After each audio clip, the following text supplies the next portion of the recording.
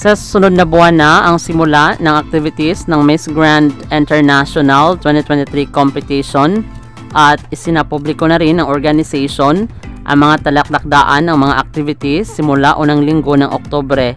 Sa kabilang banda, may chance ba na masungkit ni Nikki De Mora ang Golden Crown?